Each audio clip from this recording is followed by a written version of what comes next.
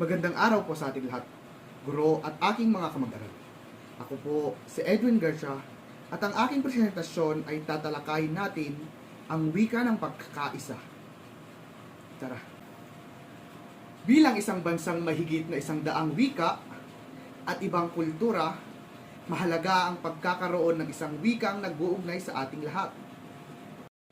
Ano nga ba ang wikang pangbansa? Ang wikang pambansa ay wikang kumakatawan sa ating bansa at nagsisilbing simbolo ng ating pagkakilanlan bilang Pilipino. Sa Pilipinas, ang wikang pambansa ay Filipino. Ito ang wikang ginagamit upang magkaunawaan ang mga mamamayan, kahit ba magkakaiba ang ating kultura o katutubong wika. Ngayon naman, ano ang wikang pangturo? Ang wikang panturo ay ang wikang ginagamit na pagtuturo sa loob ng silid-paaralan. Sa Pilipinas, parehong Pilipino at Ingles ang ginagamit na wika bilang panturo.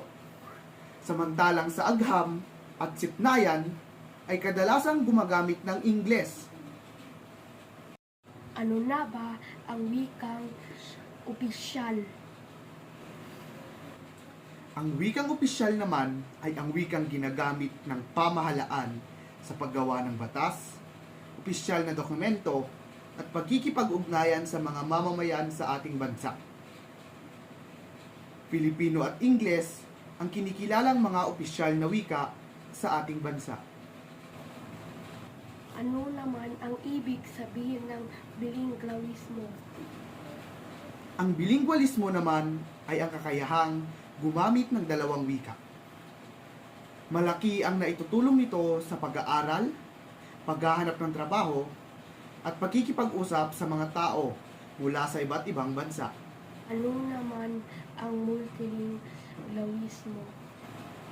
Ang multilingualismo naman ay ang kakayahang gumamit ng 3 o higit pang wika sa paaralan man o sa komunidad. Sa pagtatapos ng ating talakayan, tandaan natin, ang wika ay hindi lamang kasangkapan ng pagkikipag-usap, kundi isa ring simbolo ng ating pagkakakilanlan.